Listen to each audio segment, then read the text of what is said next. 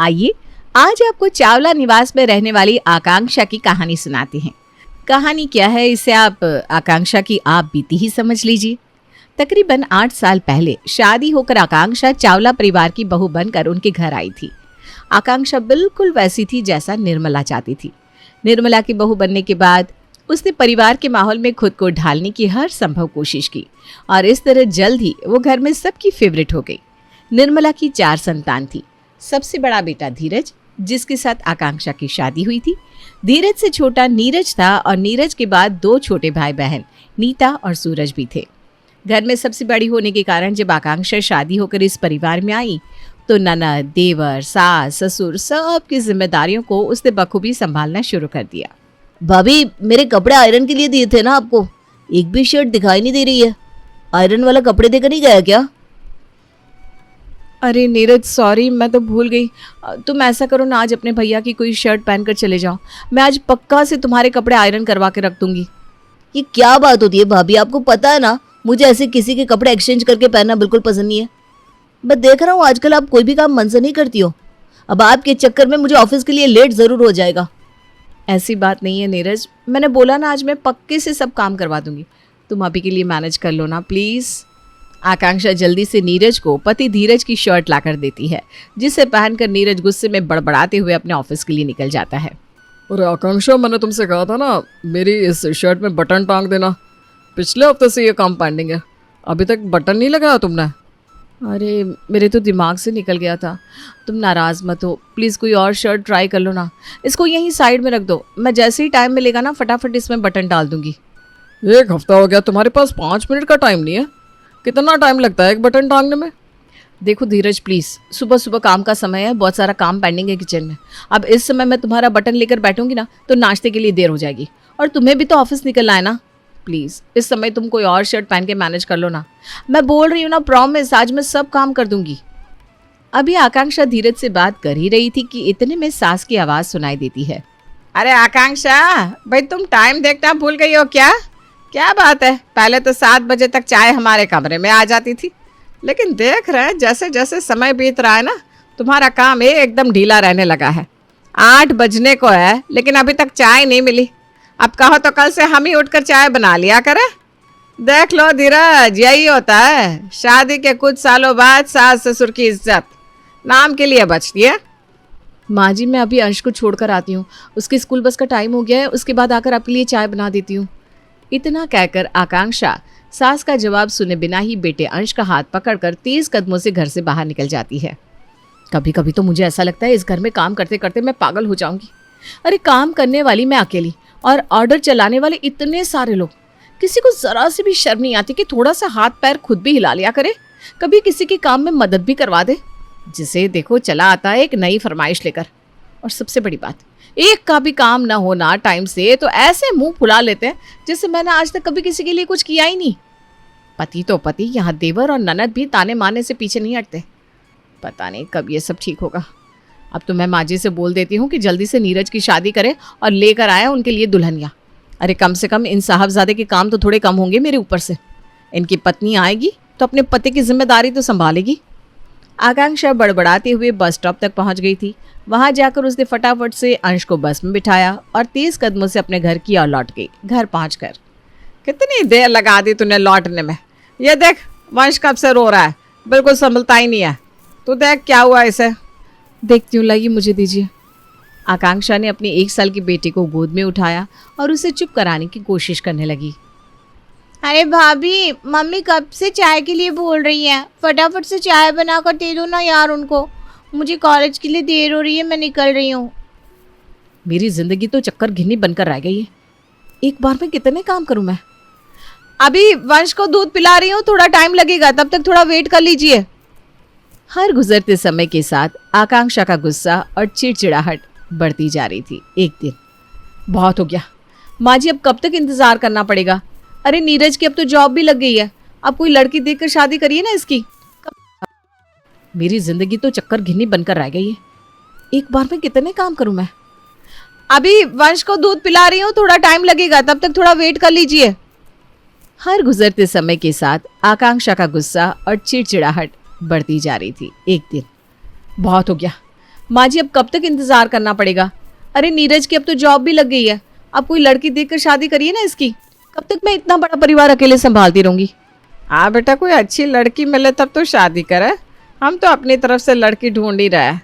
जैसे कोई ठीक ठाक सी लड़की मिलेगी ब्याह कर देंगे इसका, तो फिक्र ना कर। हाँ, बार बार आकांक्षा के दबाव देने के कारण अब निर्मला ने नीरज के लिए लड़की ढूंढने का काम और तेज कर दिया था।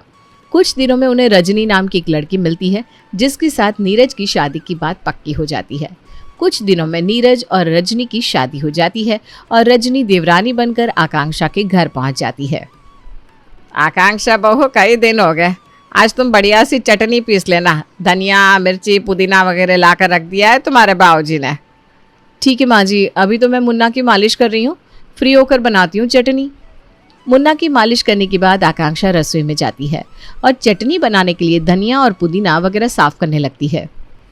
आकांक्षा, मुझे लग रहा है मुन्ना ने डायपर गंदा कर दिया है, इसे चेंज कर दो ज़रा। जी अभी आई। आकांक्षा चटनी छोड़कर कमरे में जाती है और मुन्ना की साफ सफाई करने के बाद दूध पिलाने लगती है। कुछ देर बाद, अरे रजनी बहू, ये चटनी का सामान तो अभी तक रसोई में ऐसे ही पड़ा है। मैंने आकांक्षा से बोला था कि चटनी बना लेना, उसने अभी तक बनाई नहीं। अम्मा जी क्या बताऊँ मैं बोलूँगी तो आप कहोगी कि मैं बोल रही हूँ। अब देखो चटनी बनाने में कौन से 2-4 घंटे लगते हैं, मुश्किल से 5 मिनट का काम है, लेकिन उसमें भी दीदी जानबूझकर बीच में छोड़कर चली गई। मैं आपको एक बात बताऊँ, ऐसे छोटे छोटे कामों के लिए ना अब दीदी को मत कहा करो। अब मैं आ गई हूँ ना आपकी छोटी बहू, आपने मुझसे कहा होता तो मैं 2 मिनट में आपको ऐसी टेस्टी चटनी बनाकर खिलाती कि आप उंगलियां चाटती रह जाती। अच्छा, ऐसी बात है तो ठीक है, अब से अपने छोटे मोटे कामों के लिए ना मैं तुझे आवाज़ लगा दिया करूँगी। ठीक ही कह रही है तू, किसी भी काम के लिए कहो ना तो इसकी शक्ल पर 12 बजे रहते हैं। ठीक ही कह रही है माँ जी आप, छोटा मुंह बड़ी बात।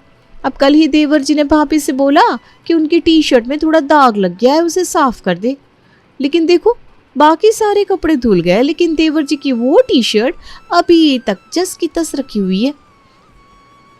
आप कहो देवर जी से कि कोई भी काम हो तो मुझे याद कर लिया करें। अरे भाई क्या ज़रूरत है 5 मिनट की काम को 5 दिन में करवाने की, मैं करके दूंगी ना। और अब आपको ना बिल्कुल भी उदास होने की ज़रूरत ना है। अब इस घर में आपकी एक बहू नहीं है, बड़ी भाभी तो नहीं करती तो छोड़ दीजिए, मैं हूँ ना, मैं सारे काम कर दिया करूँगी। भाभी को तो आदत है हर काम को लंबा खींचने की। आकांक्षा, शाम को मेरे फ्रेंड के यहाँ डिनर पर चलना है, तुम तैयार रहना। जी ठीक है। पूरा दिन काम निपटाते निपटाते आकांक्षा को शाम हो गई थी। उसे अपने लिए समय ही नहीं मिला था, यहाँ तक कि वो कोई ड्रेस भी सिलेक्ट नहीं कर पाई थी। 7:30 बज गए।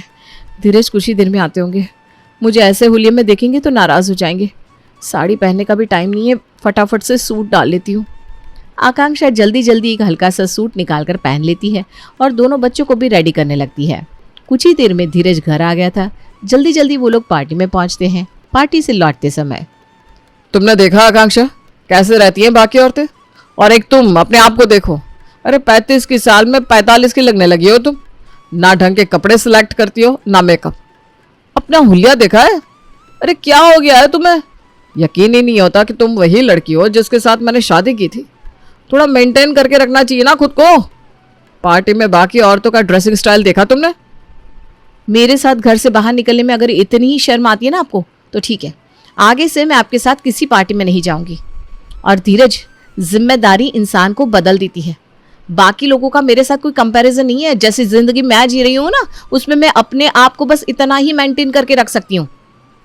आकांक्षा के मुंह से उखड़ा सा जवाब सुनकर धीरज बहुत हैरान रह गया। घर पहुंचकर, अरे भाभी ये कैसी ड्रेस पहनकर पार्टी में चली गई आप? बुरा मत मानना, लेकिन आपको ना फैशन सेंस बिल्कुल ना है। अरे ठीक है, अगर आपको नॉलेज नहीं है मुझसे सलाह ले ली थी। देवरानी की बात सुनकर तो अब आकांक्षा का मुंह बन गया था। वो गुस्से में पैर पटकती अपने कमरे की ओर निकल जाती है। माँ आप बड़ा गर्व से फूली घूमती थी ना कि आपकी बहू MSc B.Ed है, गोल्ड मेडलिस्ट है। अरे क्या फ़ायदा ऐसी गोल्ड मेडलिस्ट बहू का जो घर में अपनी ननद की मदद ना कर सके। 2 महीने हो गए मैंने भाभी से प्रोजेक्ट के लिए मदद मांगी थी, लेकिन भाभी को तो कोई फ़र्क ही नहीं पड़ता। रोज़ कल कल कल कहकर टाल देती है। अरे नीता, तुम भी क्यों हर बात के लिए भाभी से हेल्प मांगती हो? मैंने तो उन्हें कितनी बार झुंझलाते हुए देखा है। सही बताऊँ ना, वो किसी की हेल्प करना ही नहीं चाहती। तुम परेशान ना हो, तुम्हारे प्रोजेक्ट में हेल्प चाहिए ना, मैं हूं ना, मैं कर दूंगी तुम्हारी हेल्प। छोटी भाभी कितनी कूल हो यार आप। एक बड़ी भाभी है, बात बात पर बस चिड़चिड़ करती रहती है। अरे बड़ी बहू क्या बात है भाई, कोई भी काम दो चाहे आधे घंटे का ही क्यों ना हो, तुम उसमें 4 घंटे लगा देती हो। अब इस तरह से घर चलेगा क्या? माँ जी आप ऐसे क्यों बात करी हैं? इस घर में ऐसा कोई काम है जिसे करने से मैंने कभी इनकार किया है? आपका हो, बाऊजी का हो, नीता का हो, या नीरज या धीरज, मैंने तो सबके ही काम को हमेशा खुशी खुशी किया है। लेकिन हाँ, कभी थोड़ा आगे पीछे हो जाता है, तो आप लोग थोड़ा सा एडजस्ट कर लिया कीजिए ना। एडजस्ट करने वाली कोई बात ही नहीं है बड़ी बहू, हम देख रहे हैं तुम्हारी किसी का काम करने की कोई इच्छा ही नहीं रहती। अरे घर में एक और बहू आ गई है, वही काम छोटी बहू को कहो ना तो 10 मिनट में करके देती है, और एक तुम हो कि हर काम को बस टालती रहती हो। तुम्हारा घर के कामों में मन ही नहीं लगता। रजनी को अभी परिवार में आए सिर्फ 1 ही महीना हुआ था, और इस 1 महीने में रजनी ने परिवार में सबको ये एहसास दिला दिया था कि आकांक्षा का घर की काम या बाकी किसी की मदद करने में कोई मन नहीं है, इच्छा नहीं है। वो सबके काम को एक बोझ की तरह करती है। इसीलिए धीरे धीरे घर में सभी लोग आकांक्षा से दूर होने लगे थे। कुछ दिनों के बाद रजनी की प्रेगनेंसी की खबर घर में पता चलती है, और ठीक 9 महीने के बाद रजनी एक प्यारी सी बेटी को जन्म देती है। बेटी के जन्म के बाद रजनी, अरे भाई उठ जाओ, 8:30 बज गए हैं। आधे घंटे में मुझे ऑफिस के लिए निकलना है और तुम बिस्तर छोड़कर उठ ही नहीं रही हो। ऐसे कैसे काम चलेगा भाई? ना तुमने मेरे कपड़े प्रेस करके रखे हैं और चाय नाश्ते का तो कुछ अता पता ही नहीं है।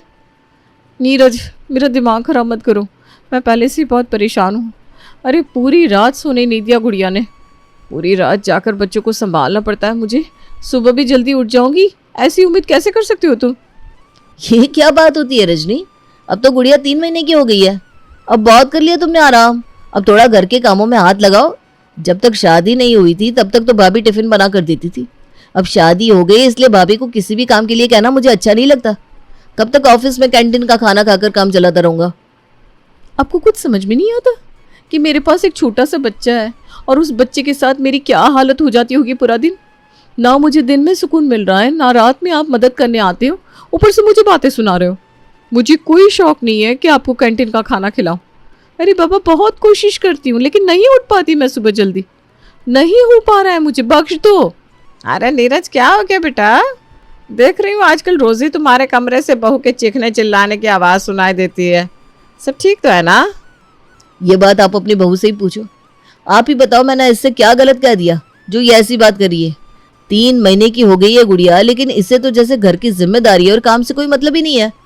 कपड़ों का ढेर रखा हुआ है कमरे में, ना कपड़े धोती है, ना सुबह उठकर मेरा टिफिन बनाती है।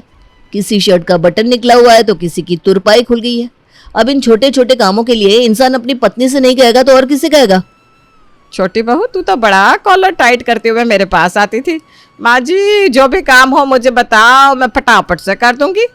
और अब तुझसे अपने पति से काम भी नहीं हो पा रहा, तो काम से कब से जी चुराने लगी? माँ जी, आपसे किसने कह दिया कि मैं काम से जी चुरा रही हूँ? अरे भाई, आप लोगों के अंदर कॉमन सेंस नहीं है क्या? अभी अभी एक छोटे से बच्चे की माँ बनी हूँ मैं, इतनी जिम्मेदारी है मेरे ऊपर। पूरी रात जाकर मेरे बच्चों को संभालना पड़ता है। नीरज को छोड़िए, लेकिन माँ जी आप तो एक औरत है, कम से कम आपको तो समझ में आ ही रहा होगा कि इस समय मैं कैसे समय गुजार रही हूँ। आपसे तो मुझे ये उम्मीद बिल्कुल भी नहीं थी। अगले दिन, छोटी बहू या बड़ी बहू तो निकम्मी 1 नंबर की है, किसी काम की नहीं है, हर समय बच्चों के काम का बहाना बनाती रहती है। तो ऐसा कर गर्मा गर्म चाय और थोड़े से पकौड़े बना ला, बड़ी इच्छा हो रही है कई दिन से पकौड़े खाने की। ऐसा है तो कान खोलकर सुन लीजिए आप लोग, बात बात पर रजनी रजनी चिल्लाना छोड़ दीजिए। अरे आप लोगों के आगे पीछे घूमने के अलावा और भी 36 काम है मेरे पास। पागल हो जाती हूँ मैं पूरा दिन गुड़िया को संभालते संभालते। ऊपर से घर में लोगों की शिकायत और फरमाइशें के खत्म होने का नाम ही नहीं लेती। किसी को चाय चाहिए, किसी को कॉफ़ी चाहिए, किसी को कॉलेज का प्रोजेक्ट बनवाना है, किसी के कपड़े इस्त्री नहीं हुए। आप लोग कोई छोटे बच्चे नहीं है, ना ही इतने बुजुर्ग के लाचार कि अपना काम खुद से नहीं कर सकते। और माँ जी क्या आप हर समय चाय चाय चाय के लिए शोर मचाती रहती है? एक कप चाय उठाकर आप खुद बना सकती है ना। यहाँ ज़रूरी काम नहीं निपटा पा रहे और आपको वक्त बेवक्त चाय के साथ पकौड़े चाहिए। छोटी बहू के तेवर देखकर निर्मला के तो होश ठिकाने आ ही गए थे। देखा माँ जी आपने, अरे अभी सिर्फ एक बच्चा हुआ है और वो भी सिर्फ 3 महीने का है, और इसने अपने तेवर दिखा दिए। एक ये रजनी है और एक हमारी बड़ी बहू, दो दो बच्चों को संभालते हुए भी उसने अकेले पूरे परिवार की जिम्मेदारी संभाल कर रखी। सबको समय पर खाना दिया और घर की बाकी जिम्मेदारियां भी संभालने से कभी पीछे नहीं हटी। हमें लोगों के मती मारी गई थी जो हमने हमेशा तुझे गलत समझा। और यह रजनी, इसने ही सबके मन में जहर भरा था ना बड़ी बहू के खिलाफ। बस 9 महीने बीतते ही इसको आटे दाल का भाव समझ में आ गया। रजनी की तो नई नई शादी हुई थी माँ जी, उसके पास उस समय काम ही क्या था। नीरज ऑफिस चला जाता था और उसके बाद वो पूरा दिन खाली यहाँ से वहाँ घूमकर 3-4 काम कर लिया करती थी। लेकिन शिकायत तो मुझे आपसे है।